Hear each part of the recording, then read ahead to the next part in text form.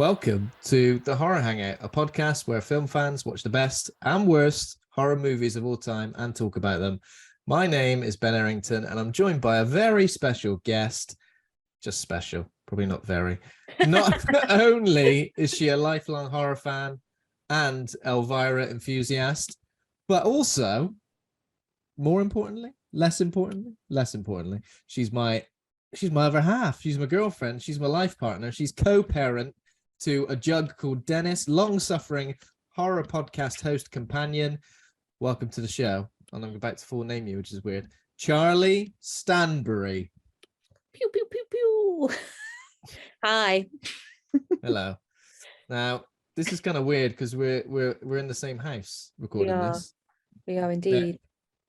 There would have been a way, I think, for us both to appear on the screen at the same time, but I don't know. We recorded something before, like a gaming thing, and like you couldn't hear both of us in the microphone, could you?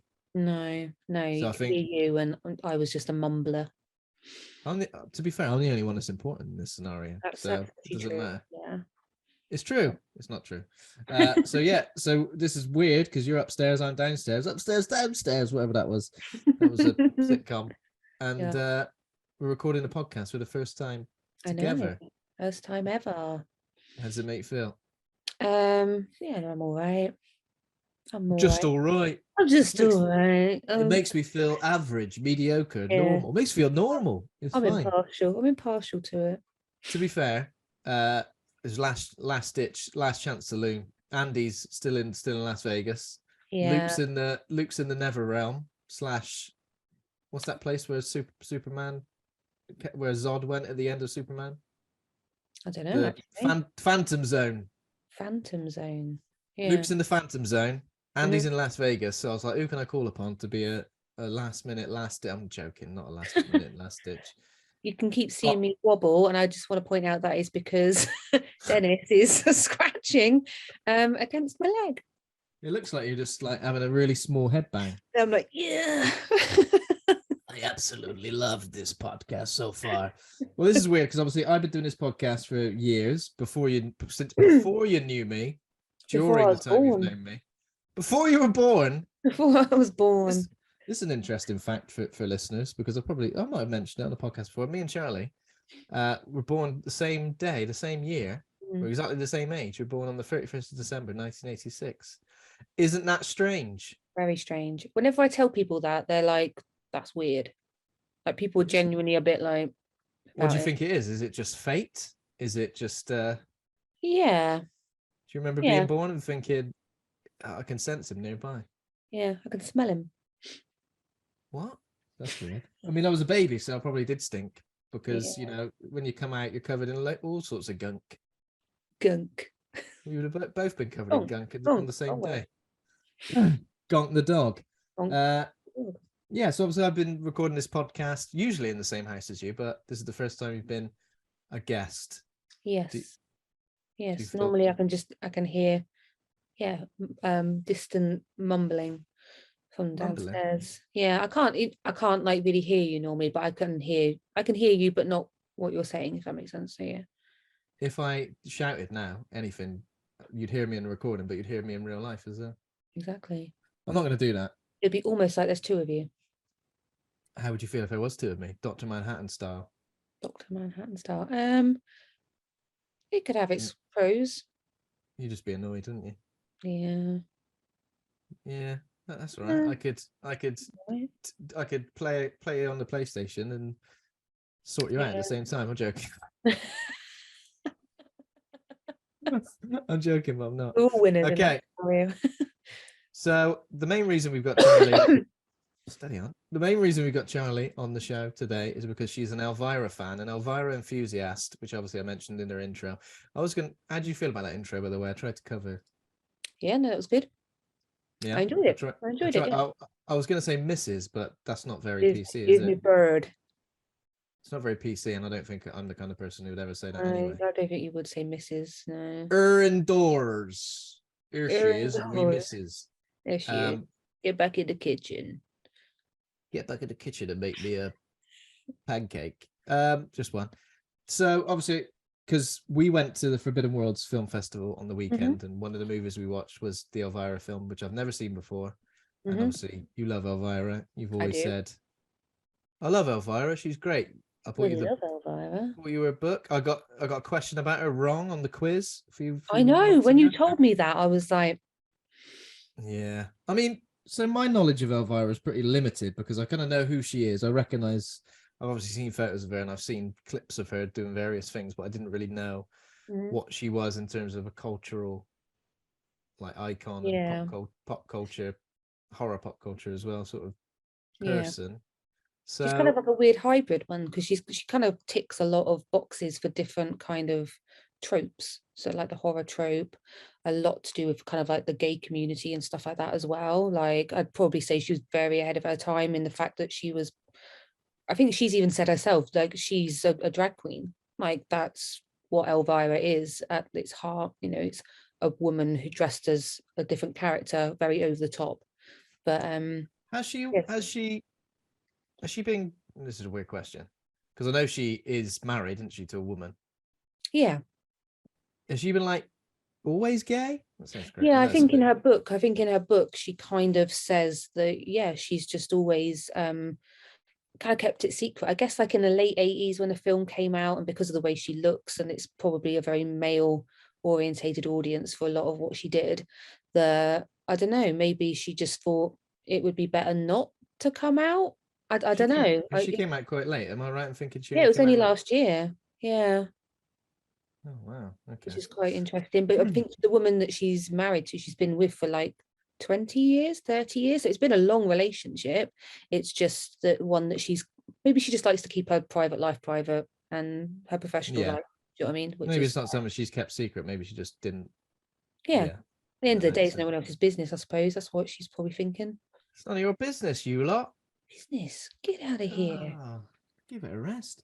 Obviously, we'll get into a bit of the history of the character when we start talking about the film. For Mhm. now, got some horror news. So obviously, the standard sections of the show, which we do, which is like horror news and what we've been watching. What we've been watching is going to be exactly the same because we've watched. Been watching Have it we together, haven't we? watching it together? That's how it Doing it works. together, that's what we do. Because we're both horror fans, which is good. Because when you're in a Yeah. relationship, sometimes you have very different tastes, but still lots of Yeah. other things in common. But we've got, luckily, lots in common, especially horror films. I think, like, what would you say? 80% of what we watch film wise is Yeah. horror or horror adjacent. Yeah. Yeah, definitely horror adjacent. Yeah. It's definitely Who's our who's go-to. Jason? Nice Jason. wonderful segue, because here's the first piece of news. Crystal Lake, Friday the 13th prequel series coming soon from Brian Fuller and Peacock. Peacock is the name of a channel, not a man called Peacock. Or an actual Yeah, peacock. an actual peacock, all the Yeah. big feathers. So 13 years since the release of the last Friday the 13th movie, that remake, which I pretty much don't remember anything about that. No, No. But apparently there's been like a messy legal battle since, like in terms of who's got the rights. And yeah, so hugely it's one of these things where you thought, right, surely they're going to announce a Friday the 13th / a Nightmare on Elm Street reboot, because all of the other big horror icons kind of have had like new movies like recently, and obviously like Chucky's got a TV series. We've had Scream, we've had Halloween, now we've got Evil Dead. All the big Hellraiser. Hellraiser, yeah. So all the big horror franchises are getting movies, so you kind of think surely now. I don't know how I feel about this, because I was kind of hoping that there would be a new film, Yeah. but prequel series is kind of interesting, because I kind of think, right, they're obviously not going to take all of the mythology from the movies and stick to it like that, because obviously there was no Jason in the first movie. I can't just keep him as a kid, because surely Yeah. It's confusing because like if it's a prequel by the rules of what we've seen before, then it would just be a show about the kid Jason at the summer camp and how he dies. But that's just not going to be that interesting, yeah. And is also it? like So, what's her name, Pamela Voorhees as well. mm, Like maybe it's like her as a youngster growing up, different yeah. knitwear that she has. I don't But it's know. just weird because obviously the Friday the 13th franchise is synonymous to most people with like the hockey mask and that kind of like you said with the remake they did, they kind of made it Mm, that he was like that, that's who Jason, he was the killer, blah blah blah. yeah. But it's yeah, it's interesting. Be interested to see where they decide to go with it. It's yeah, it I could have mean, potential. what was it? That Bates Motel? That was a prequel series. Mhm. I had pretty much no interest in that. I've not seen it. Have you seen it? Um, I've seen all of it apart from the last series actually. Um, I actually What? really enjoyed it. Really enjoyed it. But I know in the last series, didn't like Rihanna come into it and she played the character that Janet Leigh plays Oh, when what? she goes Really? to the yeah, when she goes to the motel. Okay, I didn't Um, know that. yeah. So that's Weird. yeah, that's weird. Like so, yeah, I've not seen that one. I think that kind of threw me off. But that Vera Farmiga, can never quite pronounce Farmiga. Oh, what Farmiga from like the from The Conjuring and Conjuring and stuff. Yeah, like she's incredible in it. She's really, really good from what I so remember. she's his mum, right? Yeah, yeah, Okay. I mean, I don't know. Sometimes this is the thing. Some prequel series sound good and they work well, especially like I wonder how that character came to be. But other yeah, things, certain characters, I think I don't always need to know the ins and outs of it and why that person came to be. yeah. Sometimes it's Sometimes just it's best nice to, to have a bit of and as mystery. and as I've mentioned before on this show, one of the things I hate the most about any TV or movie prequel is when and I feel like I'm just repeating myself here, is when they go, don't you want to know how this character came to be? Yeah, I do. Well, here's that character, and they're exactly the same as you've always known them to be. Like, Yeah, they're already that character. So it's like, well, there's no development there. The only thing I think that did it kind of differently was the Leatherface prequel, which yeah. I've not seen that. spoilers for Leatherface prequel. Yeah. Am I? Oh, I can't spoil it for you now. No? But anyway, there's a bit of a I there's know, a bit I of a know, I miss do know how it ends, so I there's a know bit that. bit of a Yeah, misdirect in yeah, terms of like you think a certain character is the character that becomes Leatherface, and then there's a then it turns out someone else. yeah, So that was good. I kind of like that. That was unexpected. But yeah, if they just go, like, I don't know what the Bates Motel series was like, but if they went, here's Norman Bates, and he's already a bit of a nutter and dressing up as his mum and thinking about yeah. killing No, people, no, I'd it was hope. quite a slow progression from what I remember. It was Yeah, I think yeah, because I think there's 4 or 5 series, and in I think it's not until like the fourth one where he's like proper lost it. I think he might have already, his mum might have already died at that point, I think. oh yeah. Yeah, because if it's the one with Rihanna in, then it's got to that point that we see in the original film. That's kind of weird. Why would that character's like just appears for that movie? Like he's got no Yeah, no, connection. He's got no connection to her. Why is he no, shanking her in the shower? yeah, I said very shanking. strange. You do say Okay, shanking. that. I mean, that sounds pretty interesting. Regardless, I think. I mean, I'm sure we'll probably watch it, but let's wait and see. For Yeah. that, talking about um big franchises getting new stuff. The Evil Dead movie, Evil Dead Rise, has got a release date, which is next April the 21st. And there was an image as well from it, Mhm. which looks like a deadite being peered at through like a little peephole. Yeah. Because obviously it's taking place in a tower block. Uh, yeah, so the fifth Evil Dead film, a road-weary Beth pays an overdue visit to her older sister Ellie, who is raising the kids on her own in a cramped LA apartment. Something about a book, something about flesh-possessing demons, and a battle for survival. Yeah. How you feeling about that? Yeah. Yeah, I'm looking forward to it. I think yeah, I like that they're taking it to a modern place as well. Like it was in like an apartment block or something, like taking it away from the cabin. It does seem a bit weird because it always felt as if the presence, the evil that was at the cabin was at the cabin. Yeah, That makes sense. Um, I but suppose it's just it's the book is wherever the book yeah. is. Yeah. So So Sam Raimi and Bruce Campbell are both producing it. So apparently Campbell's definitely not in it. It says maybe there'll be like a little, I don't know, maybe it'll be on TV or something. Do you know what I mean? yeah, So a tiny little cameo. um, Um, cameo. but yeah, looking forward to this. Directed by Lee Cronin, and this. I'm glad we finally got to look at it. Hopefully, get a trailer at some point soon as well. What did Dennis say? There's a firework that went off outside, and he said no. Bloody fireworks on November the 2nd. And Calm 3 days down. early. 3 days early. Calm down. And then the other piece of news I got is The Last of Us release date. This was only a few hours ago. I think it like leaked on, it was on some sort of app, I think like the HBO Max app or something that had the release date on it. And I think people cottoned onto it, and then they've done an official announcement. So it's going to debut on the 15th of January. 9 episodes, highly anticipated. Obviously, Pedro Pascal, Bella Ramsey as Joel and Ellie. Did you see the trailer for this?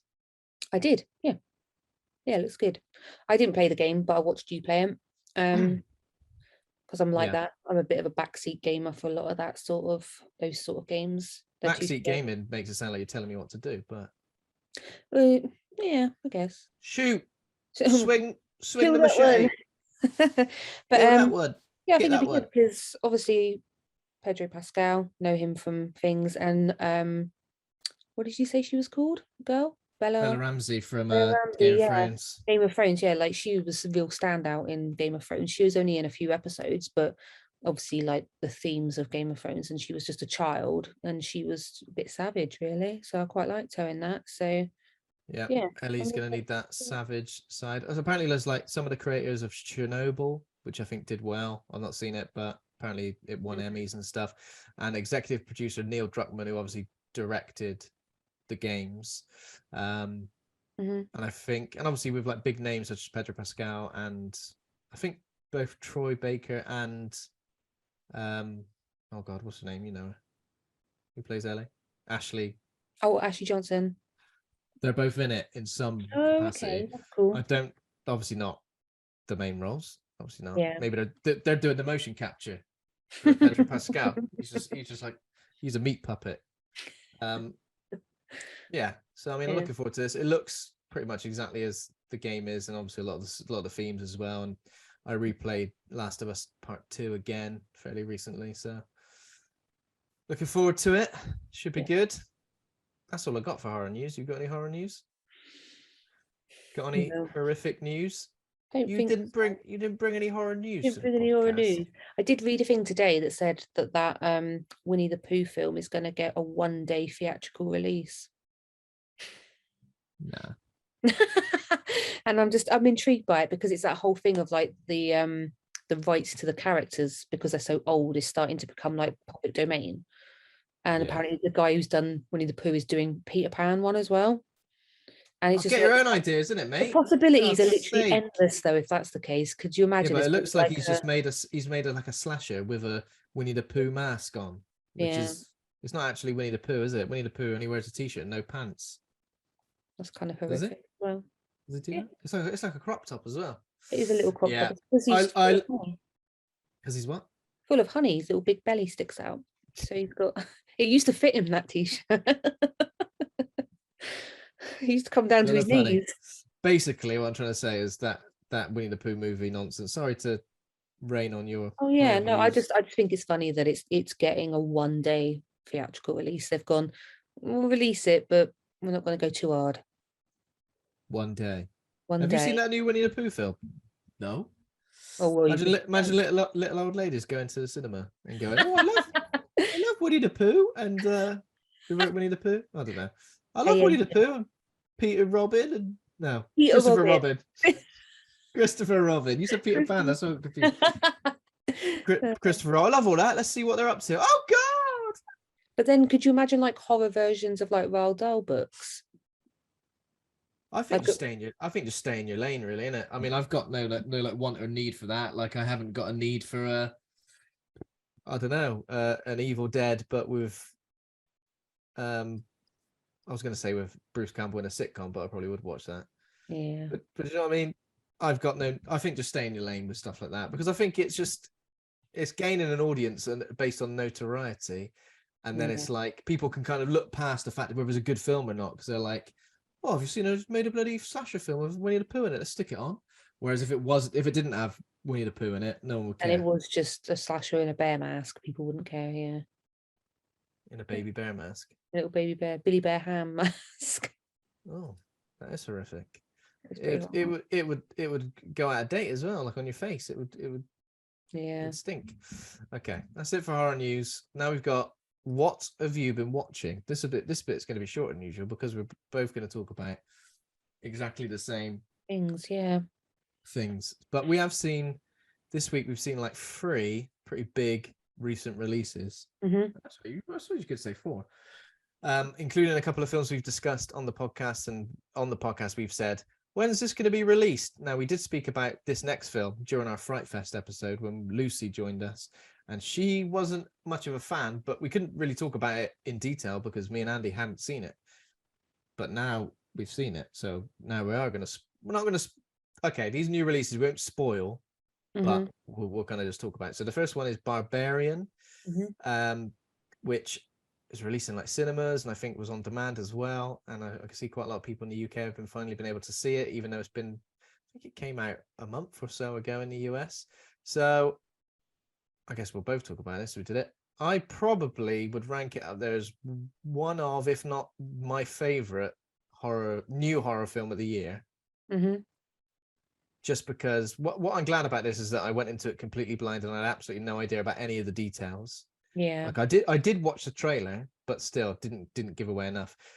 But I'm really glad I didn't, because the amount of times during this film, well, that both of us went, what the actual fuck? I didn't even see the trailer for it. I went in completely blind. I just knew it had Bill Skarsgård and Justin Long in it. That was it. That was all I knew. And I thought, okay, give it a watch. But yeah, it kind of, I was pleasantly surprised by it. Yeah, I mean, there were loads of different ways that I kind of thought it was going to go, but it just kept surprising me, and I just thought, yeah, it was a really good time. It felt like a really good like genre movie / had some like B movie elements, but I thought it was just pretty unexpected and yeah, definitely and shocked, but just like well made. And I think it kind of the lead actors were really good, and there was some like dynamic and some difference in the characters as well. Like Justin Long is a bit problematic. Yeah. But yeah, it was just interesting to see characters like this in a pretty wild and terrifying situation. But yeah, I really enjoyed that one. I enjoyed it a lot. Yeah, it was. Yeah, I'd probably say same as you. It's probably one of the best ones we've seen so far this year. Anyway, yeah, new horrors at least, because I think there have been a few disappointments in terms of some of the big ones. And the other film we saw was Pearl. Pearl, which is the prequel to X. We said it was really weird that like the original film came out this year in like, I want to say May, but I'm not sure. And the fact that a prequel came out as well, and it makes you think they probably made them like at the same time or like back to back. Yeah. And who knows what order they did it in? I don't even know that. Maybe they did Pearl first and then. Yeah, maybe they did Pearl, but they wanted to see like how audiences took to X, and I think a lot of people were saying it'd be interesting to see about the origins of those. So it was probably then the decision to release it quite quickly. But I think there's a wait now, isn't there, for Maxine? Oh yeah, the third one, which is like the continuation of the character from X. Yeah, I think there is a bit of a wait. 2023, did we say 2020 or 2024? I'm not sure. Yeah. What did you think of Pearl? Yeah, it's a weird one. I enjoyed it, but I also don't at the same time really see the point in it, if that makes sense.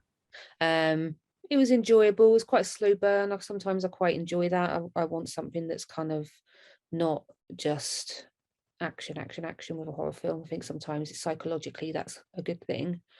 But yeah, no, I enjoyed it, and I think Mia Goth was incredible in it. I think she's a very, very talented actress. I think the more I see her in, because she was in that Cure for Wellness as well. Is it that what it was called? Cure for Wellness? Yeah. Oh yeah, she was, wasn't she? Yeah, she was good in that as well. She feels like one of those actresses who's been around forever. Yeah. But obviously she can't have been in all that much. I mean, I kind of agree. Like, I didn't really see initially I was like, well, prequel to X, am I that interested? Maybe, but I kind of think in terms of Mia Goth's performance, she did more for my interest in the character than like anything else really did. It wasn't like I was thinking I wasn't thinking, oh, I wonder how Pearl came to be, why is she stabbing people up. She obviously had she's had a tough life, all that stuff. But yeah, it was pretty brutal, and there was like a decent amount of tension when you wondered when she was going to snap. And there's a couple of like sort of monologue scenes where she's crying. I think at one point 2 tears come out of the same eye, which I was impressed by. That's pretty I'm good. like, how'd you even do that? How'd you even learn to do that? Get 2 tears out, 1, 2. So yeah, I liked it, and I think Ty West makes really good like looking films, and they've got like a certain vibe to it. Like it's quite a there's obviously, it leans heavily into her obviously wanting to be an actress and a singer on stage, and then finding out that she's not good enough and kind of taking it very badly. yeah, and it did give me like, maybe it's like sort of like the farm southern vibes, give me a bit of Texas Chainsaw Massacre in it, but obviously not as grimy and gruesome. But still, I thought it was good, and I think I did prefer X overall. Yeah, just because in it had terms a of bit like, more. It had a bit more pushing it through, didn't it? Like kind of a bit more story and a bit more drive and purpose. Whereas, yeah, with Pearl, like you say, it was just slowly watching someone become unhinged. It was almost a character study, and everyone that she came close to, anytime there was an animal on screen, anytime there was like a person, oh, they quite like each other. No, they're obviously going to die. They're obviously going to get stabbed up. And I mean, in the description, it says X's iconic villain. I don't know if we'd go as far as to say iconic villain at this stage, because not one of those characters that you always assume is a villain, really. Like, I wouldn't say, doesn't seem entirely fair to. What did she even really do in X? I can't just killed a lot of people, didn't she? That was it. She was naked a lot. She was Fed people naked a lot, yeah. Fed And people she to really, crocodiles. yeah, she was quite randy as well, wasn't she? In that, she had a bloody horn on all the time. All the time, couldn't get all the enough. bloody time. Okay, next that we've both seen is Terrifier 2, which we only watched last night, didn't we? We did. And okay, I'll let you say how do you feel about Terrifier 2 first. Bloody terrifying. Bloody terrified I was. Yeah, I I went into it not really expecting much. The first one was it, it was I suppose it was a good introduction to the character of Art the Clown, but the general story, the acting and everything wasn't great in the first one. Much bigger budget, I know, with this one, and I kind of liked it. I did kind of like it. I think that there was some creative and horrible like kills in it. There was some horrible stuff going on that did actually kind of make me wince a couple of times. But I kind of liked the whole the kind of, I guess it's supernatural side to it, isn't it? And do you know what it reminded me of? It reminded me a little bit of oh my god, what is it called? What's the one where the guy oh god, this is gonna be awful. Can't wait for this. Something Gorman. Do you know what I mean? Psycho Gorman. Yeah. It reminded me a little bit of that kind of vibe. And I quite like it's like a bit 80s of a kind of B-movie kind of feel.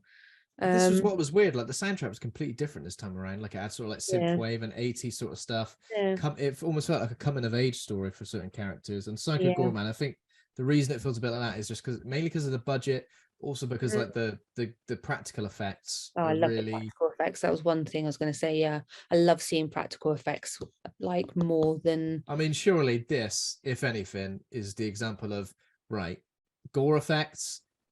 CGI's done. CGI's finished. There's no way that anything ever needs to be CGI again when you see the effect of these, because it just looks like legit, doesn't it? It looks horrible. It looks horrible. It's so much more grotesque because it looks so real. And I know that's the point, but it's just, it's that I think makes a lot of people feel more uncomfortable because you can tell that could be real.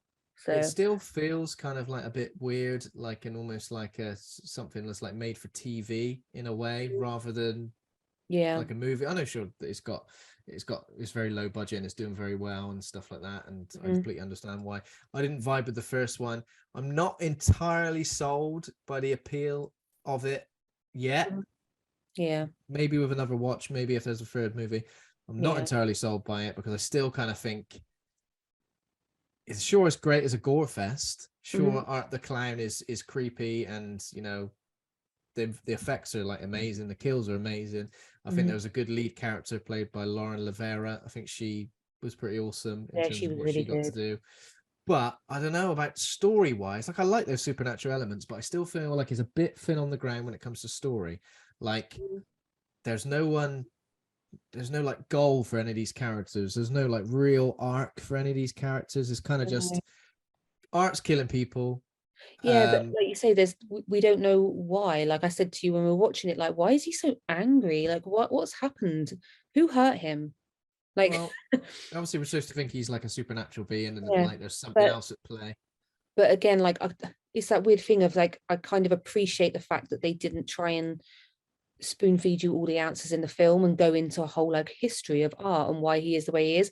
I've got a feeling they'll probably go a little bit more into that if they do a third one, and maybe talk about the origins of Art the Clown and how or why he exists. Like, is he summoned? Like, do you know what I mean? Like, he's got to serve a purpose. Has he been summoned by the And Crown Court? he's been summoned, but yeah, he exists for purpose, but we don't have any inkling of what that is at the Because he's moment. obviously got like supernatural, superhuman strength, and because he's a little dweeb. He is a little dweeb, Like, and it's just he barely fills out that little clown costume.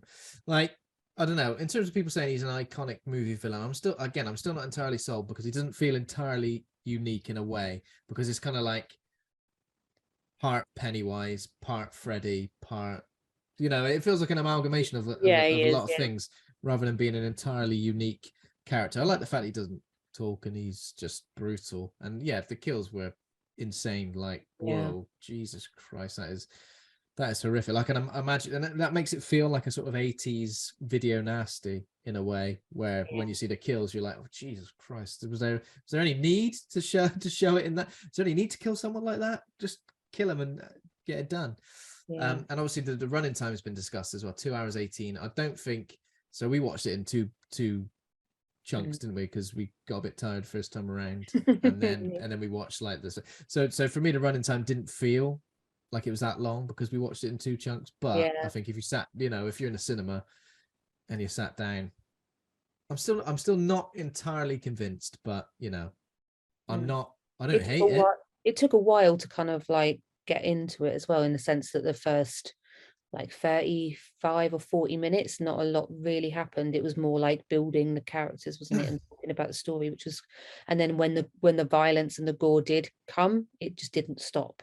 So yeah, I just think, yeah, interesting to see where it goes. I think it had a lot more substance in the first one. I thought the first one was almost like, because it was so brutal, but it didn't have much substance to it. I almost felt like it was just, I was like, oh, come on, this is just again probably how I feel about the Winnie the Pooh thing, where I'm like, it's almost like it's all sort of like all for show, and it's not really got any substance to it. But yeah, the performances were a lot better this time around, which made it more convincing, and it just felt more just felt better, I think. the quality of it was a lot higher. Yeah, more like imaginative as well, I think, along the way, because the last one was just like clown killing people. Yeah. So someone else turns up. You didn't know who was like the main character, because main characters were getting killed off left, right, and center, and then you're like, oh, we're supposed to root for this person now. There are some connections, obviously, to the first film, which seem to maybe even be connecting to the third film as well. And there is a Chris Jericho cameo, and I'm like, still not convinced. Chris don't work there. What's he doing? Get back in the wrestling ring, Chris. Get back on stage with Fozzy. You don't work in a Fozzy. You didn't know he's in a banter recently, did you? You were like, no, because he's playing at the O2 in Bristol, and I saw a poster for it, and it's just said Fozzy, and I was like, that looks like Chris Jericho, and I thought that looks like Jizz Jericho. Jizz Jericho, and I was so I had to Google it, but yeah, that was like the first time I saw 30 Seconds to Mars as well. I was like, that guy looks like Jared Leto. Oh really? Oh my god. Yeah. No, I was like, hang on a minute. Oh, it's uncanny. Yeah. And then again Googled it, and I was like, oh, it is. Cool. There we go. And the last thing I thought we mentioned is, obviously we went to the Forbidden Worlds Film Festival to watch Elvira, so that was the Saturday night, but on the Friday night we went to watch Evil Dead 2 on big screen as well, which was good fun. It was got a bit of a neck ache from the looking up at it, but yeah, it was a big old IMAX screen, and we were quite near the front, weren't we? yeah. Oh, my bloody neck! And then obviously we watched Elvira, Mistress of the Dark, which is there's nothing else we've got to cover on what we've been watching, is there? What else have we watched? No, I think we watched that. We kind of watched that Curse of Bridge Hollow, that family-friendly Netflix movie, while we were carving pumpkins with Megan. And I didn't really pay enough attention. I think it was kind of needed more Kelly Rowland, I think, because Kelly Rowland was like third in the bill, and she was barely in it. Yeah, she was just making horrible baked goods that nobody liked. I felt a bit bad for her. Poor Kelly Rowland. Okay. Justice for Kelly Rowland. It's payback for trying to send text on Excel spreadsheet. Exactly, that's what happens if you try to send a text. Although I did see a video recently of someone saying you can actually do it in the most complicated, convoluted way, which is like you need like an Excel code which opens an email, and the email's linked to like a text app, and then you can send it like that. Just send a text, Kelly, for God's sake. I did see someone also say maybe she's just writing it as a draft, and then she was going to text it. An Excel spreadsheet's a weird one. Like Word, you could probably get away with that, saying that. Oh, I was just mocking up a sample in Word, but to put it in Excel spreadsheet. What I like to do is mock up of all the texts I send is to mock up a sample, send it to a few people to spell check it, and then So apart from that is the film of the week. Film of the week, which is the whole reason you're here. The film of the week is Elvira, Mistress of the Dark, which is a 1988 American comedy horror film directed by James Signorelli, starring Cassandra Peterson as the eccentric horror hostess Elvira, a character previously established in the television program Elvira's Movie Macabre. Never quite say that word correctly. Macabre. Can't do it. So it's the character's feature film debut. There was another film, isn't there? Hills. Oh yeah. Okay. So this film has got 6.5 on IMDb, 3.6 on Letterboxd. Critics score is 52%, bit harsh. 65% audience score. Few choice reviews. One from Tony the Terror. He says, this movie is basically perfect. The corniest of jokes, heavy 80s aesthetic, 5,000 close-ups of Elvira's cleavage. 5 stars. Abby Russell says, Baby Elvira is the best visual gag I've ever seen. 5 stars. That was funny. We did enjoy that Baby Elvira moment. Baby Elvira was good. And as Cinema Void says, the fact that Elvira is 70 now and looks exactly the same as she did 33 years ago only confirms that she is indeed a practitioner of the black arts. 4.5 stars. So they're all pretty nice reviews that I've chosen there. So I've never seen this before. As I mentioned, I'm familiar with the character and I've seen clips of various things that she's sort of been in over the years. But you've obviously seen this before. I have indeed, yes. And what is your relationship with Elvira? Not that kind of relationship, just what is your history of your love for the character? So I think the first time I saw anything with Elvira on was, I want to say it was the Horror Channel, but that might be incorrect. But it was late at night. I was just going through the Sky channels, and they were doing reruns of Elvira's Movie Macabre, and it was just bizarre because it is basically just like they show in the film Mistress of the Dark. It's a film showing, and she's just talking about it over the top of it. So that's what she does. She just literally the whole film plays and she just talks over the top of it. Yeah, it kind of like it has like a little interjecting bits, I think, where it like May stops and she'll make like a witty comment, and then she'll kind of be like bit advert breaks and she'll like talk a little bit about them and stuff. But makes a 90-minute movie last all day. Jesus. Yeah. But I think that's mainly why a lot of the films that she did on it were like very short ones. I think they were only like hour long, maybe a bit more, because and notoriously a bit dodgy as well, right? Yeah, really like yeah, ones that you could laugh at just because they were so bad, I guess. Okay. But yes, that was my first time I remember seeing her, and I think I was probably like in my teenagers years, like late teenage years, and just thought she looked wicked. Like, I just thought How would you explain that hairstyle? How do you explain that barnet? Because I can't get my head around it. it is pretty mental. So it's a mullet, isn't it? Basically, because it's got like, it's short on the top with the lengths It's underneath. like a hair helmet / beehive, Oh yeah. and it's got the length. And there's even a scene in this film where she's like in bed, Hmm. and the hair, and I'm like, is her hair that long? Yeah, it's like comes out, it looks all like octopusy, doesn't it, on the bed? But I think I read something about the look was inspired by with the hair was like the Ronettes. It was, so it's kind of got like a rock and roll kind of feel to it. So like the beehive type thing is like correct. So yeah. Okay. But I did see as well, she said in an interview once, if you could change anything about the character of Elvira, would it be? And she said the hair, because she said it looks amazing, but it was a pain in the ass to keep looking like that all the time. Ah, okay. Yeah, obviously it's a Interesting. wig, but it's still probably quite hard to maintain it because of the It's a sheer wig? size of it.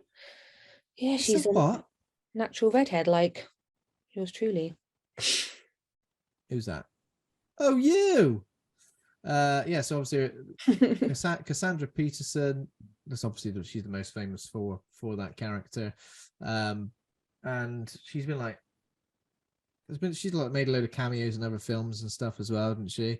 She's popped up in loads of things, comic books, like she's got her own comic book, the Elvira one, and stuff like that. Yeah, she's just kind of done a lot of cameos. Like recently she's been a guest judge on the Boulet Brothers Dragula, so like a horror based version of like RuPaul's drag race Yeah. kind of thing. So she was on that. But yeah, just general cameos. She turns up in quite bits. Like The Simpsons even parodied her. So Yeah. that's quite cool. Was it Barbara? No, what? I can't remember Barbarella? what she was called. No, Something like that. I It's have to like look it Barbara. up. Yeah, but I know that she guested on it. So Yeah. Okay. Right. So I'm not sure how this film came to be made. Obviously, they decided at some point that the character was lucrative enough to make a feature film about. So yeah, obviously in terms of the cast, we've got Cassandra Peterson as Elvira. She also plays great Aunt Morgana Talbot, just voice of, because I don't think we see. There's like a painting, isn't there? Yeah. W. Morgan Shepherd plays great Uncle Vincent Talbot, supposed to be played by Vincent Price, right? Absolutely gutted about that. That So would have that's been. what. And what did Vincent Price say? Vincent Price said, "I'd rather die." No, what did he say? I think he thought it was a bit lowbrow for him. Is that right? Yeah, I think well, there's a lot of tit jokes in there and stuff like that. And Vincent Price was a very I don't know what the word Was would he be. conservative? Is he? Yeah, I guess so. Is Yeah, he? yeah, I would have thought so. Like that sort of era, I guess he was more. I guess he probably thought it'd be quite disrespectful. I guess because the first scene where you see him, he like Elvira grabs her Uncle Vincent and like just shoves his head in her chest. So maybe Vincent Price was like, no. Hang on a minute. Of all the bits in this movie for me to I'm be too involved busy in a castle building a boy with scissor hands. and it was around this time. Well, actually, probably 2 years before that he was doing the thriller thing. Yeah. I'm too busy building a boy with scissor hands. Sorry, can't make it. It's very dangerous. I got to be. It takes a long time because you can't run with scissors. You have to walk everywhere with them, which makes building a scissor hands man really difficult. That's probably the reason. That's probably what he told her. So yeah, who else is in the film? We've got Daniel Green is Bob Redding, who's like the sort of love interest. Susan Kellerman is Patty. Now, see, Susan Kellerman, I recognize her. I recognise her as well, yeah. I think she's in Beetlejuice as well, you know. Oh, she is. She's one of the people at the party. That's it. So when the scene where they have like I've got it now. Yeah, deal around the table and like the things come out, and they're singing that song, the Harry Belafonte song. Yeah, she's one of the guests at that with like the curly hair, and yeah, Now you've Because said then that, I'm like, that's exactly who she is. Edie McClurg, what a name, plays Chastity Pariah, who's like the town busybody, you would Yeah. say, sticking her fingers in the pie. I recognize her from loads of stuff. I think she's been in loads of like 80s and 90s movies, playing pretty much the same character, I swear. Yeah. Just a sort of, yeah, like a busybody. And then there's obviously loads of teenagers in it as well. We noticed a kid from Dream Warriors. Dream Warriors, yeah, the one that plays like the is it the Dungeon Master one or the Wizard one? I don't know. Bit of Again, he both. looked quite similar, didn't he, with like the glasses? It Like looks the exactly the same. So I think this nerdy must have archetype. been, I think maybe 1987 Dream Warriors. It was only a year later he was in it. Yeah, and then Kurt Fuller as well is in it as like the solicitor, not solicitor. What's the American word for that? Lawyer. And all I recognize him from is Ghostbusters too. Oh, okay. As, yeah, again playing a very similar character. So there's a lot of like familiar faces, and not Yeah. only are they familiar faces from like the 80s and 90s, but they're also like playing characters that I think they've kind of made a living from playing those sort of characters, or like character actors, I guess. Yeah, the guy who plays Kaneki in Grease, he was in it as well, wasn't he? Oh yeah, there's like two Like thugs, they're like thugs slash douchebags who are like almost like, I don't know, so different. One of them's like the guy who plays Kaneki is kind of like got the slick back, greasy hair, and the other one's just like a proper doofus. Yeah. Gotta have the thugs in it, and Like henchmen, like proper henchmen characters, weren't they? Yeah, I mean, this is it's mainly like a comedy film, I guess. Like it's pretty thin on the ground in terms of the horror elements, but I guess just because, well, actually, I suppose come the end, like the final act goes a bit more horror film, and because Elvira is like obviously an iconic sort of horror character from pop culture as well, that kind of works as well. Did you know that Cassandra Peterson nominated for the Razzie Award for Worst Actress in 1989 for a performance in the film? Awful. I mean, how could you? I mean, I don't think you could look at this film and think it was a bad performance, because surely she's delivering exactly what she's supposed to deliver. I think her like comic timing's really good. Yeah. Like the jokes are, most of them are good, some of them are bad, but you know, her comic timing kind of adds to that, and it kind of feels like one of those things that like is tongue in cheek and kind of knows it's being a bit silly and bad, and like the jokes are like puns and sexy jokes and stuff like that. Yeah, because that's the thing, she's not really acting to be Elvira because it's her personality. Do you know what I mean? Like, so it's almost like it's not to be taken seriously at all. I don't know why you would take it seriously anyway. Yeah, but obviously she's not trying to portray a real person. Like if that's what people think, it's kind of missing the point, I think. Yeah, no, I agree. Okay, so obviously we'll go through like the plot as well. How was watching it? So I'm assuming obviously you've never seen it on the big screen before. No, just on DVD. If you've never seen it on a big screen, have you ever seen it on a bloody IMAX screen? IMAX.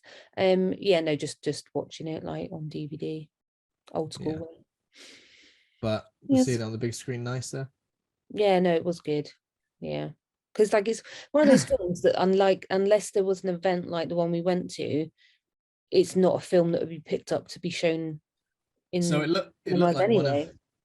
So it looked like one of the programmers for the film. I don't think it was either Tess or Tony, who obviously were on a bonus episode of the podcast. I think somebody else who was programming the show was obviously a fan and had to convince everybody else to sort of put this on the big screen, which is good, because it's like the turnout was good. There was quite a lot of people there though, wasn't there, for it? Yeah, so like when we went to watch Evil Dead, I think that was pretty much full, and I'd say this was like getting there, like it was pretty close to being full. There were more people there than I thought there was going to be. So I think a lot of people did sort of buy weekend passes and that. So as far as I'm aware, it was a big success. So that's good. Okay, so in terms of the plot of this film, I didn't even read this out, but upon arriving in a small town where she has inherited a rundown mansion, a famous horror hostess battles an evil uncle and townspeople that want her burned at the stake. Bit extreme, isn't it? It kind of goes from, right, I feel like this film jumps from being like, oh, she's a bit racy, she's a bit promiscuous. We don't want her in this town, to be in, I think she's a bloody witch, burn her. It I jumped also so love quickly from that. I love how they like found a rule book and they were like, oh, if we think people are doing witchcraft, we can burn them at the stake. And I'm pretty sure that's not how the law works in general. You can't just whip out an old book and go, oh, this is a rule. And we go, oh, okay, let's just burn her alive then. That's fine. You say that, but I'm pretty sure that's how America works. I'm pretty sure that's how America works. I'm pretty sure they've I just don't know, got but an old book or an old document that's falling apart at the seams, and it goes, if you want, you can have 100 guns. If you want, you can have 100 guns. And they go, well, I ain't so sure about it. I don't think that should be real. Says it's it your here. right. It says it's right. It's your right. Says it's your right. And it's signed Right here to by the bear president. arms. Many arms as you want. Signed here by a president who's been dead for hundreds of years and he's just dust now. That's all right. We've got to take it seriously. Sorry, a bit controversial there. Didn't mean to jump into that. So it starts with, so I like it on the plot description. The first thing it says is buxom. So of all the descriptions you can have for Elvira, you look at her, and the first thing you say is buxom. Yeah. So buxom Los Angeles TV hostess Elvira, Mistress of the Dark, quits her job at the station. So it looks like she has got big dreams to have her own show in Las Vegas.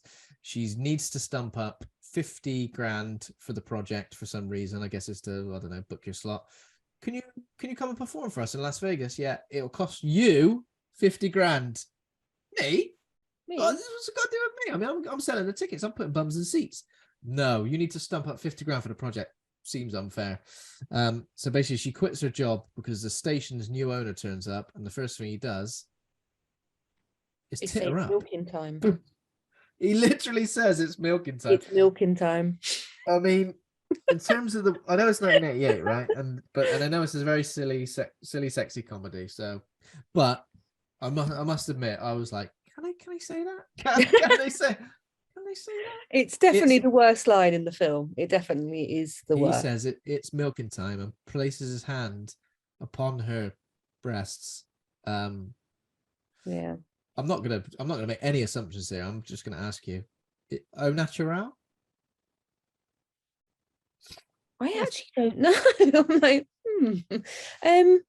yeah, I actually don't know that. It's milking time, is what he says. And what does she do? She like suplexes him through the table. No, just pushing him. That's right. She's pushing him back while there's like a news broadcast happening.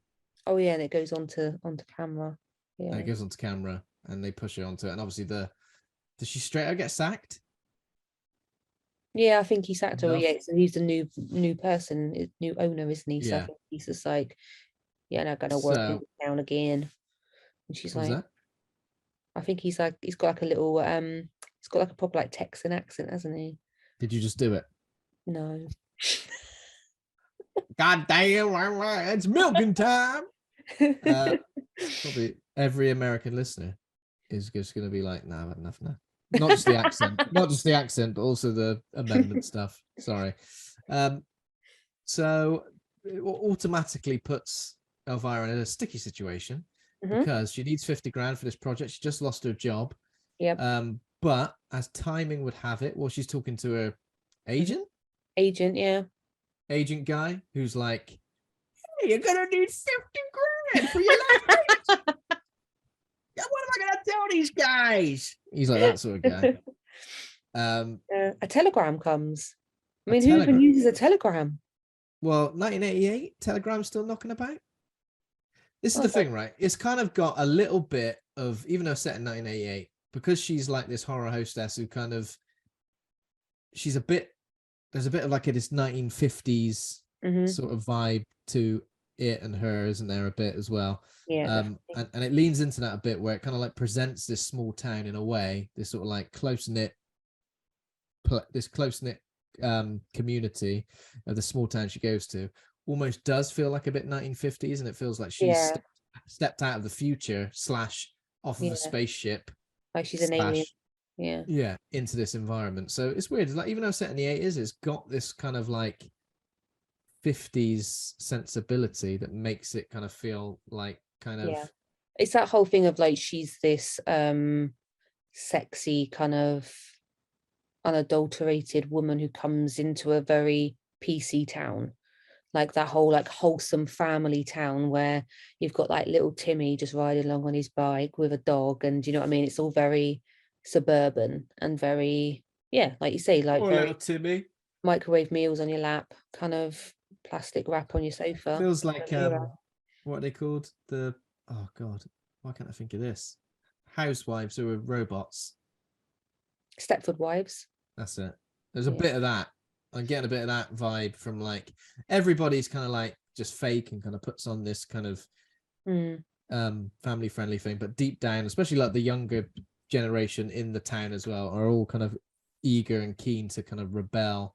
And there's even mhm. like a few adults, especially like Bob. He was a weird character, I must admit. Bob is a weird character. Yeah. He kind of is keen to like kind of like rebel against the sort of nature of the town as well. Okay, so she gets a telegram, and the telegram says she is the beneficiary of her deceased great aunt Morgana in Falwell, Massachusetts, and she has like a little dream sequence slash daydream fantasy moment where she inherits 50 grand. Is it 50 grand?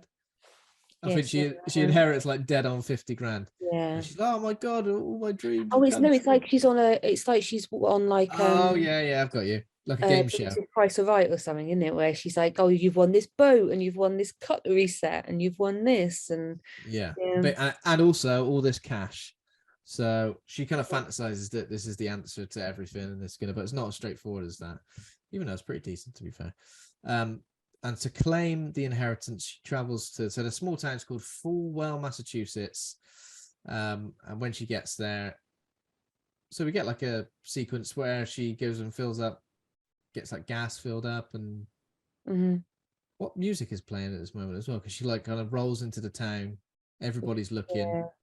She's playing just kind of like 80s like hair metal type music, isn't she?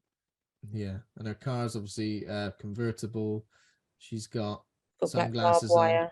barbed wire around like the rear view mirror, and Yeah, the steering wheel's like looks like a chain. mhm. It is a cool Uh, car. It's a very cool car. yeah, and everybody, as soon as she arrives, we're introduced to like a lot of these characters, the fuddy duddies, like Mm. Chastity Pariah, and just like all the old I people. love Are that like, that's her oh my name. god, Chastity Pariah, Jesus. But yeah, her car immediately breaks down as soon as she arrives, and then she's like, hey, we're gonna get me to a garage around here, and all the teenagers of the town immediately come and help. Mhm. And they push her Always. to the garage. What happens with the teenage boys? So obviously one of them is from Dream Warriors, and the other ones are just Yeah, there's all a bunch of prepubescent horny teenagers, aren't they? pretty much. Yeah. Who see a bit of boob and they're like, I'll do anything for you. And they had like the stereotypical scene where like three of them snuck out with a camera in the night to like climb up to her bedroom window to take some pictures of her boobs, and it all went wrong. It's all very American Pie, Yeah. that moment. But again, like it's one of those things where like sure, on the surface, like that's a bit grubby, but it's just by the nature of the film, like Mhm. Cassandra Peterson's in on the joke, and 100%. She's like in charge of the jokes. Like she's, yeah. yeah, So it's fun in it. so another thing I thought I was going to mention is that obviously she's a bit older than perhaps like I don't know, for some reason I kind of thought maybe she became Elvira when she was super young, but she became Elvira when she was in her 30s, Mhm. and I think she kind of used that as an example of, I hate to say, I'm not by my standards before you come for me, but by some standards, especially in terms of like Hollywood and the entertainment industry, I think she was like, oh, maybe 30 is a bit over the hill, and I'm kind of still doing it into my, I know she's 70 now, but like she did this when she was like 30 odd, and then 50 when she did the second film. Mhm. So I think she was always like an advocate for women of a certain age, sort of still making a success of themselves and still being sort of considered a sex symbol at that age. Again, Mhm. not by my standards, sorry to keep not by my standards, but by some stupid standards, you know. I'm sure by some, especially like in the 80s as well, you know. There's Yeah. bound to have been like some pockets of Hollywood, some wrong-uns who are like, how old is she? 30? Jesus Christ, no thank you. Yeah. So yeah, she's obviously an advocate for doing that at the age she did and continuing to make a success of it now. And there's probably a lot of horror fans or fans of hers who still look at her when she's 70 years old and go, "Phew." Exactly like that. Exactly like that. Yeah. So yeah, she goes to claim the inheritance from a lawyer dude and relatives of Morgana, who include the great uncle, so the brother of Morgana, Hmm. and then like the help, so like her driver. Yeah. And do we understand like what Morgana, how she's kind of perceived by the community? That was she kind of an outsider as well? Yeah, I think there's is it Bob? I think he says something about her being quite ballsy and kind of outspoken. So Why is Bob? No, sorry. Why is Great Uncle Vincent Talbot British? yeah, Hello, I live in this small town in Massachusetts, yeah. and I think he's why? kind of estranged though, isn't he? Which is another reason why it's strange, because I think he mentions that Morgana and him don't see eye Oh to yeah, eye and they haven't for a never long saw eye to time. eye. So I'm not Yeah, sure whether he lives there. I think he returns back yeah, but there. he's got two thugs. That's what I mean. That's what makes it strange. Like, did he bring them with him? Did he hire them once he landed? Did he go, "You two look like a pair of ruffians. Come with me"? It's kind of weird because he's kind of like a bit like a mob boss in the town, but then he's also like got some like cultish. I say cultish, but he's like the only one really. Yeah, He's a cultish cult following, but he's alone in it.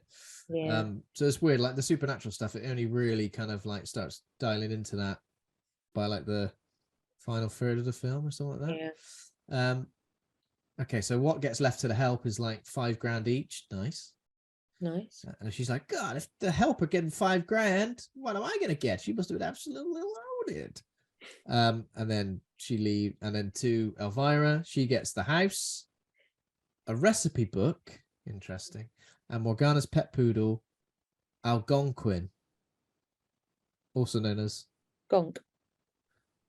I like how she renames the dog and then restyles him. Like he's been living his own life as Algonquin, enjoying his time, and now he's been turned into a little punk rock poodle. Little punk. And what I found a bit fascinating as well is Gonk his true form? Because like he's a familiar, isn't he? And at one point in the film, we see him turn into a Rottweiler, Hmm. but he still chose to turn back into It's a Gonk. gonk. Maybe just Whereas if you liked were it. familiar and you could become any animal that you wanted, would you not go for something a bit better than a poodle? Yeah, but maybe he's grown to love his form as Algonquin. Oh God. Um, Maybe like Morgana said, right, you've got to be a poodle to kind of hide in plain sight. And yeah, Maybe. maybe grew to love the form, and he's like, I'm sick of being a Rottweiler. I just Yeah, want to be a little baby poodle. the baby poodle. And then Elvira comes along and dyes in pink. Yeah, she sure does. He seems all right with it though. I know he's like growling. He's a bit snarly first. Yeah. Apparently, where do we find? I think we a bit of a vicious dog on set as well. Is that what we found out? Yeah, the person who introduced the film at the Forbidden Wells thing said that they had to dub like some of the film because all you could hear was him like growling and barking, Bitted. bitted, trying to do a bitted on everyone. He looks pretty angry in that picture behind you as well, right? He looks like he's ready to. Oh, I'm gonna bloody. Because he's Okay. looking in the mirror, he's looking at what she's done Oh to him, yeah, and he's like fuming. fuming. Um, yeah, and the lawyer. So in the will, Morgana leaves all the rest of her estate and worldly possessions to Great Uncle Vincent, her Hmm. brother, which is nothing. She's got nothing left, no money in the estate, and no other possessions that aren't in the house. So unlucky. So it's her last from beyond the grave. It's her last middle finger up his arse. Hmm. Um, yeah, and then I guess what kind of continues now is Elvira's attitude and look and everything like that kind of turns this conservative red state town, which it probably is, against her. Including there's a moment when where great uncle Vincent says, "I'll give you $50 for the recipe book because he wants the recipe book for some reason, which is weird." And Chastity Pariah walks past and hears her say, "Yeah, I'll do it for $50. Why not?"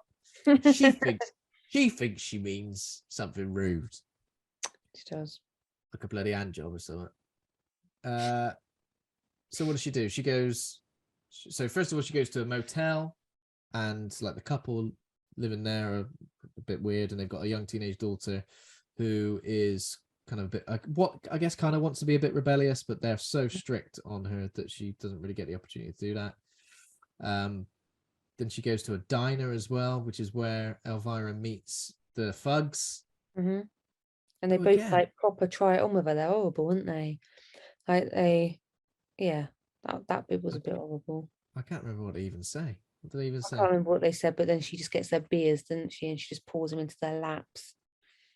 How do you feel about that? That was a power move. Power move. Have a bloody beery lap. Have a beery frothy lap. And that is where frothy lap. And that's where Bob sees her as well. He's kind of like, he's like that. I think he's a bit of a meathead, Bob. Like, this is weird. This is why I don't understand his role in the film, because initially when he's introduced, I was like, he's going to be a bad guy of sorts. If you're a bad guy, he's just going to be bothersome because he is proper kind of like almost like. He's a big hunk of man. He's a big hunk of man who seems like he's I was going to say thick behind the ears, but that's not a thing, is it? He's a bit. He's got nothing going on between his ears. He's got crust of bread behind his ears. I don't know. So, and there's like a bartender woman who works in the bowling alley called Patty, who's clearly got fake boobies in, and there's a bit of boob envy going on, I think, between her and Elvira. They've got an interesting little relationship going on. That gets quite sinister. And then Bob, so he befriends her, and Elvira's automatically like, "Well, look a bit of you. Let's get it on," or something. Yeah, she doesn't play it cool at all, does she? She's just like, "Come here." She goes to kiss him, and he just fucks off. He feels a bit asexual to me. There's something about him that's a bit. Yeah, because there's a couple of scenes where they're both in it, and like there's one where they're on the sofa at opposite ends, and she's like creeping up slowly, and he looks like he wants to die. He's just literally like, "Oh my God, please don't let her come any closer to me." I reckon he lived in that small town his whole life. He's a virgin. He's never once felt the touch of a woman, or man. He's never felt once, and he's repressed himself sexually for so long that now his penis is shriveled up like a little raisin. Possibly. And then someone like Elvira walks into town, and he's like, "I'm so confused. How does this make me feel? My raisin aches. It aches me so." So yeah, he's like a theater operator who's like playing films, and he's like, "Oh, I'll give you a job, but we're almost going out of business," because he's playing the shittest, most boring films, like, I don't know, The Ugly Duckling or something. It's called like How to Duck or something, wasn't it? And then there's the bit where she got the E and then falls down the ladder a bit, and that Chastity sees it, and it looks like it says "How to Fuck." Yeah, and she's all like, everything Elvira does seems to be seen or misconstrued by the conservative. They've got like a town hall sort of like meeting / there's like a teacher and Chastity and a lawyer, and they're kind of like the town elders is not the right word, but you know what I mean, like a council, town council. Yeah, that's a much better way of putting it. Town council, who clearly always seem to just be like, it's like Neighborhood Watch on steroids, where there's like, somebody put the teaspoon and a coffee spoon in the cafe, just nonsense like that.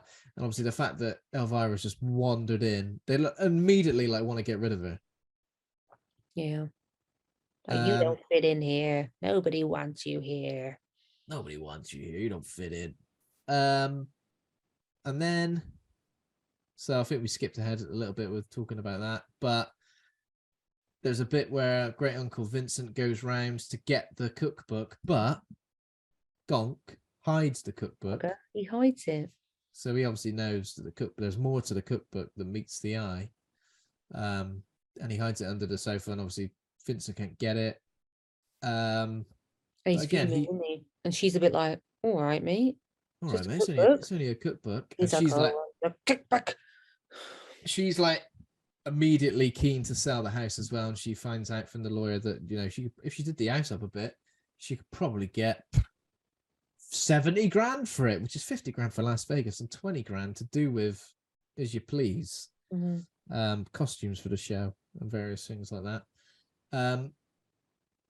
So yeah, she obviously gets down to, because the house is like run down, spooky. Seems like she'd be right at home there, but obviously she doesn't want to live in a house in this town where like nothing's happening and everyone around is a boring old fuddy-duddy. So she enlists the help of the teenager population in the town to help her do the house up. And I think it's initially because they tried to film her. They tried to take some photos of her when she's getting undressed. So she kind of, again, she's not particularly offended by it, but she's bloody hell, silly boys. Boys will be boys. Boys will be boys, and take Polaroid photos of a woman getting undressed with the flash on. With the flash on. That was the worst bit. The flash was like filled out the whole room with light, and we were like, oh yeah, I didn't notice that. Have you ever tried to take a photo with a flash on, like through a window? It just reflects back off the window. That sounds dodgy. It sounds like, why would I have done that? Sounds like you've got a bit of experience with the. Well, I just know I've photography works, all right? I just that's what I'm saying, all right? Well, I'm not trying to say I've taken a photo through a window. Why would I need to? All right. But yeah, that's what annoys me, right? Especially when like at a gig, say, and you're stood 50 people back, and someone takes a photo with the flash on. You're like, the photo is just going to get the flash of all the back of people's heads. You're not going to see what's on stage. Why have you got the flash on? You don't need the flash. It's lit up on stage, for God's sake. Human. Anyway, so she gets those teenagers, including those boys, and they tell their mates, and they even I guess they put some money together to go and buy some paint and I think various things. one of the kids' dad owns the hardware store or something like that. But then there's a bit where there's some lads that turn up and they pay the original lads to join. Like they definitely give him money. It's almost like they're selling, like, oh yeah, you want to come around Elvira's house and paint it, $20. And Elvira is like pretty much oblivious to the fact that they're doing that, right? Is that what we're supposed to think? I think so, yeah. And she's like, he's just making nonchalant comments like, what did she say? Oh, go grab a tool and start banging or something. Yeah, stuff like that. And she's like, bent over, and they're all like, they're all like, what? Oh bloody hell! Oh my god! So yeah, obviously that happens, and they paint the house like super bright colors. Seems like, oh, should we do the house up? Yeah, let's just paint the outside. Inside's the same. Inside the same, outside, and also it must have been about a good 15 different colors on that house. So that would have cost a lot in paint. Yeah, I feel like the house originally I would have looked at and gone, brilliant, that'd be fun to do up, and afterwards you'd be like, oh, it's ruined. That's when she's like, oh, it's perfect. I'm like, not on a buyer's market, it's not. No one's going to want to buy that house while it looks like that. Everyone knows you've got to go back to basic. One color, boring. Everybody knows beige. There's like a lawyer bloke comes around as well, who's played by Kurt Fuller, who's going to like basically try and help her sell the house. And like he was like much immediately, wasn't he? He was all just like, couldn't control himself. If you want me to help you sell the house, basically, you're gonna have to sort me out. That's basically what he says, and she kicks him out, which is fair enough. But that was a bit unexpected, and I don't know if that character turns up again. Maybe he does. I'm sure he does. I think he's in the scene with everybody at the fete picnic.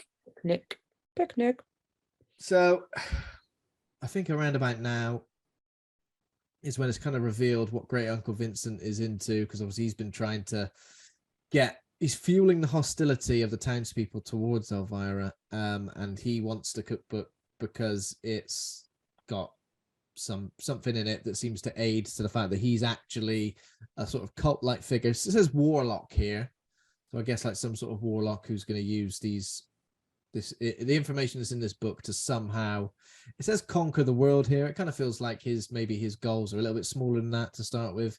He wants Elvira gone, and he probably wants to take over the town. So Elvira's trying to get a job, and everyone's like, "Oh, what? You can't work here. What are you on about? Look at you. You'll distract our customers / workforce, clientele." And that is when she gets the idea to show some movies at the theater where Bob works, and those movies she's going to show are going to be like the crappy horror movies that she did present on the TV, and kind of do her show and do her old shtick thing. And obviously she knows her target audience as well. She's got her head screwed on, so it's all the teenagers of the town. She goes to the bowling alley again and does like pretends to get upset about the teenagers being essentially banned from being seen with her, because there was a scene earlier with the council again, and they're saying if any teenagers are seen in the presence of Elvira, they will get suspended immediately. So they're obviously all really scared to be seen with her or hang out with her in any way. But she says, come to a secret screening of this film tonight. How does she make some money for this? I'm assuming she's trying to make some money for this. Yeah, she's trying to make some money, isn't she? Because I think she's just realizing that she needs to. Is it just to pay for the car? I can't remember now. Maybe pay for the car to get fixed. Maybe just pay to like sort of stay there. I guess for now. I don't know. Yeah. It's a bit. I mean, she definitely wasn't going to make £50,000, was she, from that? So it couldn't have been for that. No, 50 grand. And then the film ends. Everything's fine. Also, this goes on forever, because after the night of the cinema, which you remember, she says it's going to start at midnight, right? Yeah. But then they end up back at Elvira's house, where she like makes a dinner, and and two of the teenagers are there as well, and they're like, "Oh, we're going to go home in a minute," and I'm thinking they've watched the film. This is like you're looking at 3-4 o'clock in the morning at this point. Yeah, and obviously Elvira's trying to. Yeah, sorry. Go on. No, I was just saying that they go back because what was her name? Can't remember what you said her name was. The one from the bowling alley. She pulls Patty. a carry. Yeah, Patty pulls a carry on her. Yeah. Oh yeah. So Patty obviously finds out what's happening, goes there, pulls a carry on her. But what is it? It's like it's tar and feathers. Yeah, because she had glitter in it because she does the dance from Flashdance. Yeah. And then she does the famous bit where she sits on a chair, pulls the rope and the bucket of, but she I don't know how or why she finds it in a cinema, but Patty apparently finds a bag full of feathers and some tar, just a hand. Classic Home Alone pranks. Yeah, Home Alone traps. Classic switcheroo in the bucket, and pulls a carry on her. And then obviously, because also they obviously have to go home. Elvira has to like clean up. Yeah. With like petrol, because that breaks down the tire, doesn't it? Yeah. So she has this bath, and then they watch a film, I think, and then they're having this is like an all-nighter. They should have gone, this is the next night, but it just seems to go on all night. Because when the teenagers go home, Elvira's trying it on with Bob, and again, this is where he's like, oh, I'd rather not. Don't you want a bit? Oh, can you rustle up a bit of dinner for me? Rustle up a bit of dinner. And she goes, yeah, as it happens, I've got this brand new cookbook. And I think as soon as you open the cookbook, I go, first of all, who's cooking in the middle of the night? Second of all, very unappetizing. Latin, it's in Latin. Like in Latin. It's just like a load of what she thinks are spices, but obviously they're ancient spell ingredients or whatever. Makes you feel a bit sick, this scene, actually, because it is a bit horrible. Like there's like wormy things, and you just would look at that and go, why is that in a jar in the cupboard? But she calls it a casserole, but I'm like, I don't know about you, but if I've been out late and I get home, the last thing you want is a casserole. A burger, some sort of bit of pizza, something for the chippy. Yeah. Warm up the egg fried rice that you've got in the a casserole. Yeah. It Oh was yeah, I'm really nice. craving some boiled carrots. I know it's not boiled carrots, it's worms and shit. But oh my god, can you imagine it? If we got home from any night out or we've been out for the evening, if we went to watch Elvira at the IMAX and then we got home and I went, I'm starving. Should we get something to eat? Got anything in the ash? And you went, that's all right, I've got a slow cooker on all day. I've had the slow cooker on all day. So this casserole's ready to go. Do you want a dumpling? One dumpling or two? I'd say, get fucked. That's what I'd say. I'd say, That no. bloody slow cooker. That bloody slow cooker. So yeah, so she makes this spell essentially, and when she brings it out to Bob, and he's like sat in the, I don't know if I've imagined this, but in my head he's got like a tea towel and he's got a knife and fork like waiting.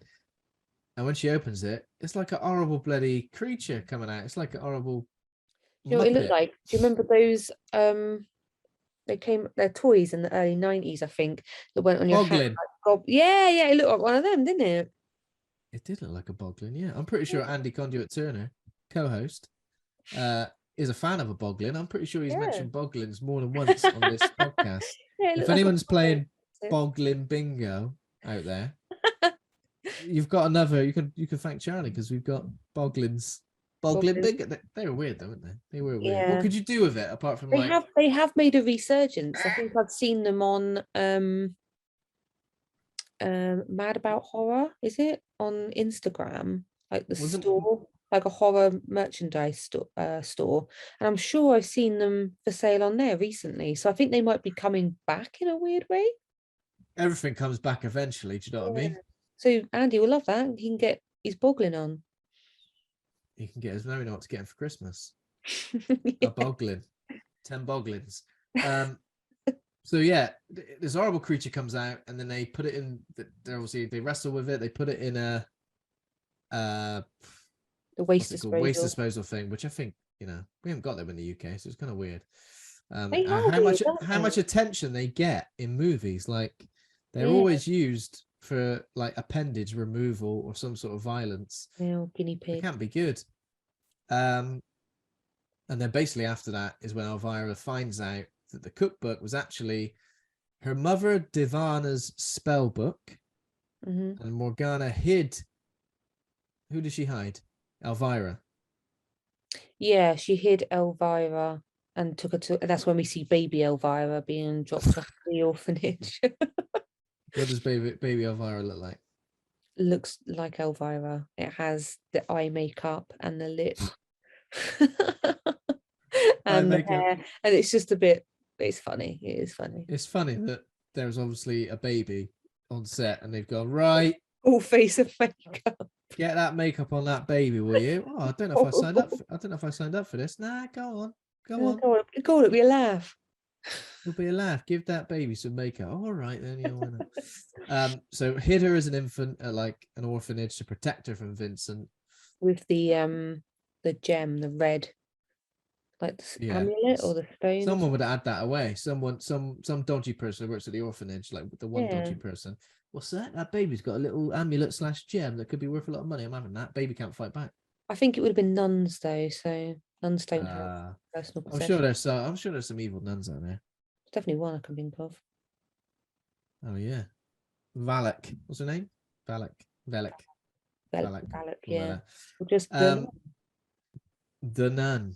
So Elvira finds out a bit about this and obviously understands a bit about her past, and then she wants to get her own back on everybody at the it's called the Morality Club, which is basically the do-gooders. The do-gooders, everyone, and they're having a lovely picnic. To be fair, all the food at this picnic looks like slop. Horrible warm slop. It was all a bunch of casseroles, wasn't it, really? Everyone. Also, Elvira takes so she makes the casserole again, using all the ingredients because she's like, I want to unleash the creature on the Morality Club at this picnic for revenge. She takes it, she puts it on the table, she hides in the bushes. But she's done it incorrectly. She's obviously missed 1 or 2 ingredients. But it looks horrible. Like all of the people who are like serving themselves it. They're eating it, going, delicious. And it's like, but look at it. Why are Look you at even it. eating it? If I saw It's that, I'd just go, that's not for me. it's beige slop. Yeah. Nobody wants that. Looks But stringy as well, though, isn't it? It's like stringy and a bit.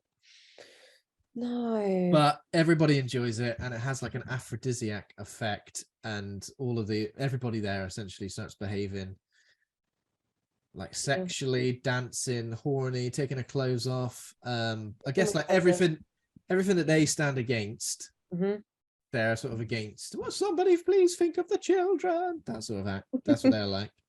Yeah. They stand against that, but They're loving it. they're loving it. And there's Absolutely like, loving it. does someone sit on someone's face? Yeah. There's like, Yeah. Someone definitely did. Yeah. someone's like, oh, is this seat taken? Jesus Yeah. Christ. Can you imagine? Why did you do that? Why did you sit on someone's face? I had a horny casserole, all right? My belly was full of horny casserole. Oh, yeah. Elvira's kind of observing from this bush. And I think Bob turns up as well. And he's like, what's bloody going on here then? Oh, yeah. Oh, yeah. They had some of your casserole as well, have they? And then I think Vincent turns up again. And this time he's like, I think he realizes that that's the effect. Yeah, she's like, oh, she's found out what the recipe book really is. That bloody recipe book. And now he says, I'll give, even though it's full of load of magic, I'll give you $500 for it. I mean, Elvira needs 50 grand. You know what I mean? Yeah, that's not even cutting close, is it? Yeah, if you turn around. And then I think doesn't Patty confront Elvira as well around about this point, which is when they have a little punch up, or Elvira just punches her. Punch up, yeah, and then her top flies off, and it turns out that she's got like the padded bra. I mean, no one's gonna think that it's like stuff with foam. They'd have no. They're pointy, aren't they? Like Madonna. Like they'd have no weight. They'd have no weight to them. You'd like be running. She's working in the bowling alley. Someone goes, someone spilt Sprite on bowling alley number 2. She'd run over. There's no weight to them. They're just like big floaty. Oh, I thought you were going to say she'd get on the floor and like mop it up with them. Well, you could do that. With the sponges. You'd want them full of liquid because at least they'd have a bit of weight to them. But she gets punched, which is fair, I think. And she gets punched so hard that her boobs fall off. Which, you know. Punched her tits clean off. Did you punch my tits clean off? Yeah, you did. Yeah. So that happens. Obviously, Patty's fuming. And now we get to essentially what is the final act-ish of the film, which is where Vincent, obviously, they're all pissed off because they have another town meeting where they're all like accusing each other. And they're all blaming each other, aren't they? Going like, "Oh, you sat on my face. You sat on my face. Oh, it's that casserole." But yeah, sounds like a shit excuse. If someone said that they did something like that and they went, "I had a casserole that made me do it," you'd be like, "What? That's mental." What you're saying? That is bizarre.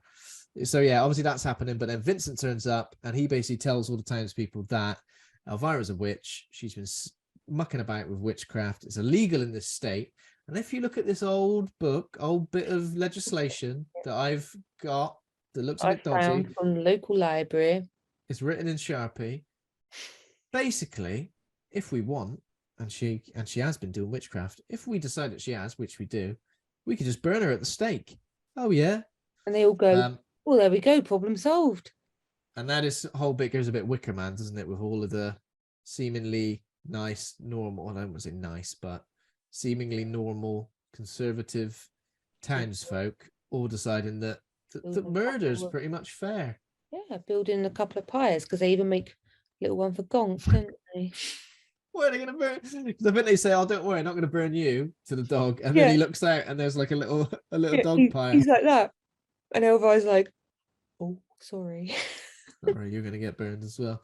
It gets pretty sinister. Like, I know obviously it's still portrayed as being like a silly sort of comedy at this stage, but it's pretty sinister when you think about it. Like, oh god, they're literally going to burn her because they're burning outsiders. They're burning someone they don't understand to preserve the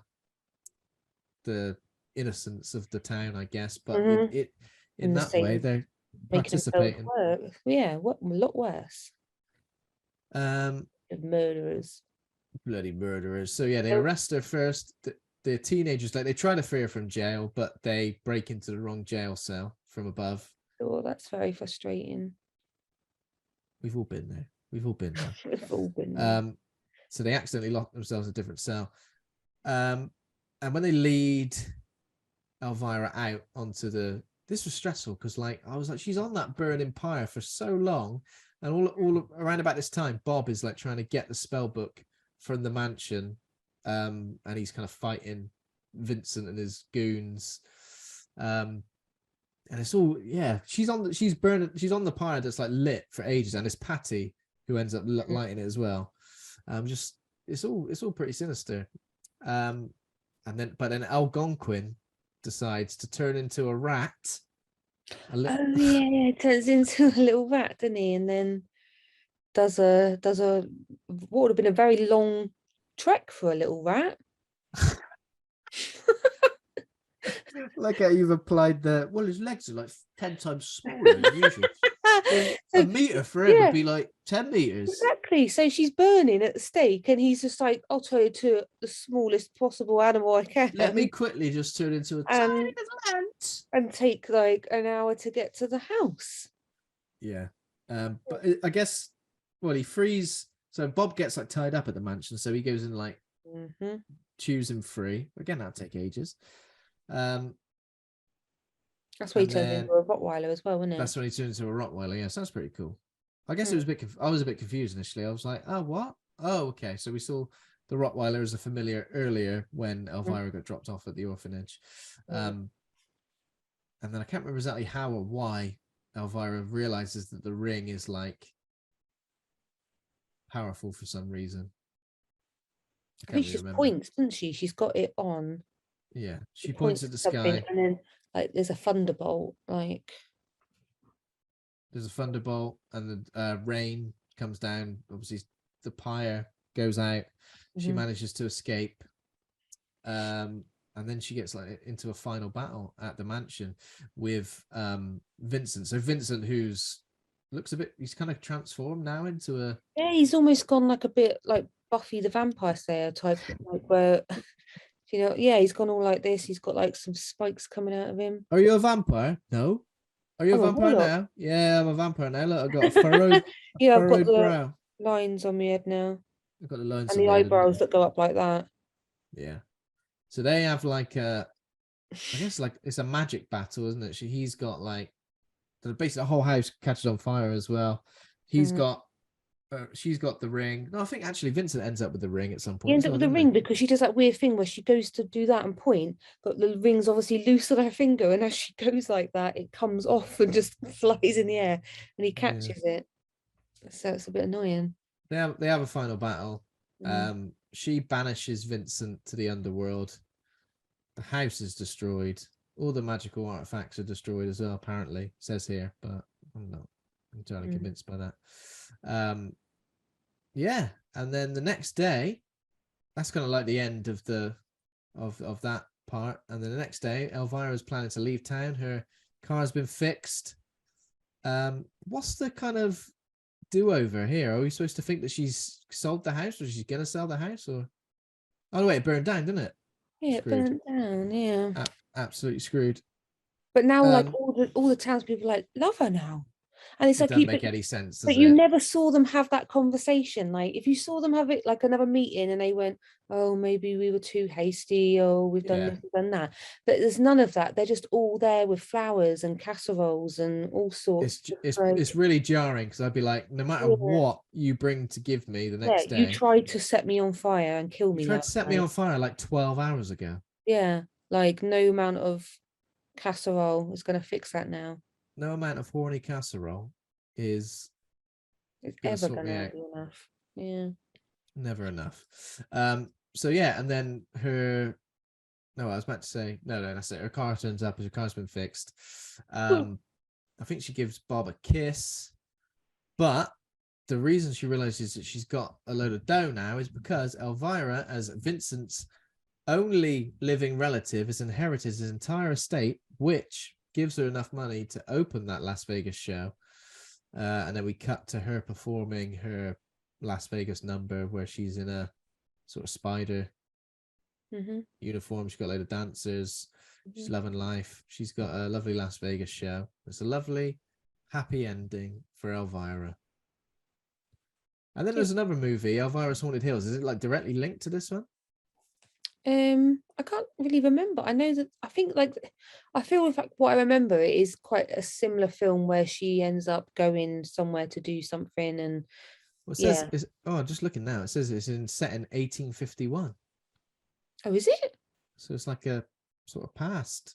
It's one of them past films, isn't it? Yeah, it's one I think I might have only seen Haunted Hills once, maybe twice. I've not Yeah. seen it as much as Mistress of the Well, Dark. I think we said we are going to watch Yeah, definitely maybe should that one watch it. if we can find it somewhere. And Mm. that's that. That is Elvira, Mistress of the Dark. I've got a little bit of name game. I apologize in advance, as I apologized to John Crinnan last week, because without Andy's input, I must admit I definitely struggle a little bit. Do you want me to explain to you how name game works? I think I know. Okay, I'll just explain it very briefly. So Yeah. basically, I'll give you a plot of a film, which the plot of the film, based on my clues, will. This is horrible, man. I really, really am sorry for this. Based on the clues, will make up a horror movie title that sounds very similar to Elvira, Mistress of the Dark. Mm-hmm. Now, It's quite hard. I'll give you a clue. I've replaced the word Elvira, Mm-hmm. and I've replaced the word dark. So Okay. it's gonna be it's gonna be Elvira something, Mistress of the something. No, sorry, something, Mistress of the something. Okay, yeah. Okay. Does that make sense? Yes.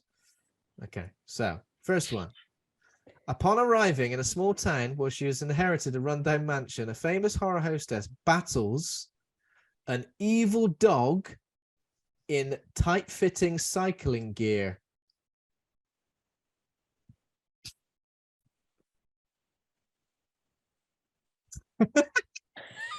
I'm thinking Mistress of the Bark, Mrs. of the Bark is correct. right? Because of dog. The first bit is L something.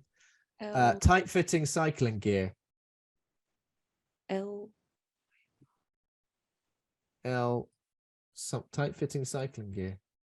Lycra. Yes, correct. L Lycra, Mistress of the Bark.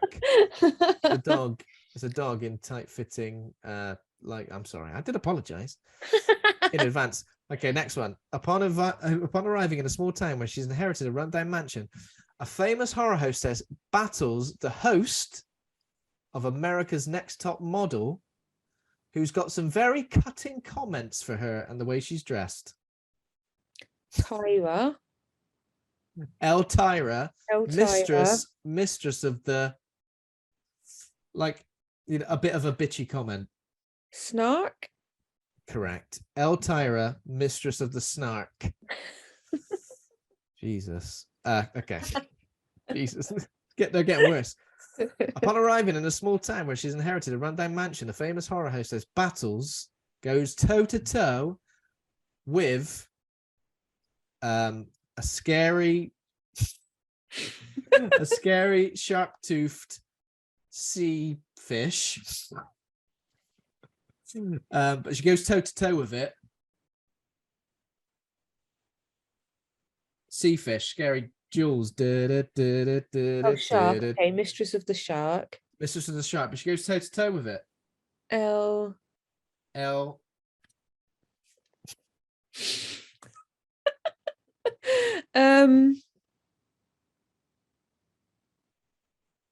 I don't know. Give up. L Fighter, Mistress of the Shark. They're getting worse. This one's going to be even worse. Okay. Oh my god. Okay, I can't even know where to begin to start. Okay. Upon arriving in a small town where she's inherited a rundown mansion, a famous horror hostess is challenged to make a video that is popular on the internet with a woman from a Nordic country in Northern Europe. Elviral. Correct. Elviral. Mistress of. They bloody love bacon. Danish. They love bacon. Yeah, that's right. Yeah. Danish. Elvira, mistress of. If you're Danish, if you're from what country? Denmark. Elvira, mistress of Denmark. Jesus. Now, some may say they're awful. I'd say it's probably my best work. I mean, yeah, you had a hard one to work with. Hard one to work with, but I think you did pretty well. Mm-hmm. I'm going to give you 5 out of 5. Well, thank you very much. Which is nice, isn't it? Very Okay, nice. so that's that. That's Elvira. We've got to rate the film now. Rate good or rate bad from A to F. How are you going to rate this film? It's difficult for me because I'm quite biased. So I'm going to put it at an A minus. There's definitely some work for it, but for me, I just love it. I love Wow. it. I love it in all its campy everything. So you described it initially as a carry-on film, but I think it's kind of. I mean, I'm not really a big fan of carry-on films anyway. I think it's probably better than carry-on films. Oh no, it definitely is. Yeah, I mean, because it's obviously a bit later in that, but with the relying on like the boob jokes and that sort of stuff, but it works and it's classier because it's her making the jokes, not the men. That makes sense. It's kind of yeah. Like my favorite gag in it is when she falls and hits her head and Bob says to her like, "Oh, how's your head?" And she's like, "I haven't had many complaints." So yeah, but you know, like if that was the other way around in a carry-on film, it would feel a little bit like, yeah. I mean, but because she's making that joke, it just kind of it's not grubby. It's kind of like she's kind of like owning that sexuality and kind of having a good time with it. A minus. I'll probably go for. I mean, I go for a B, maybe a B plus, just because I didn't have a particular familiarity with the character, and I was never like a big fan. And kind of going into it, I was a bit apprehensive because I kind of thought, if it is a bit like a carry-on film, like, am I just gonna be annoyed by it? But I think Cassandra Peterson is she's got really good comic timing, and I just think from that standpoint, she kind of does pretty much just carry the whole film, but in a way that it is kind of enjoyable, and it did make me laugh. And for that reason, we don't do many comedies on this podcast, so for that reason, I think I'll go for a B plus. Why not? Plus, wow. B plus. Okay, thank you very much, Charlie Stanbury. Yes. I will see you in a matter of seconds when we reconvene in the. I'm trying to say like we got 100 rooms in this house. We'll reconvene in the study and talk about the drawing room. We'll talk about your performance on the Horror Hangout podcast. Well, thank you very much for joining me. It's been fun. You can come back on the show another time if you like. Maybe in another 250 episodes. Yeah. Anniversary one. It'd be like the return of the Mac. Return of the Mac. Yeah. Do you want to direct anybody to any of your social media if they want to follow you or see what kind of stuff?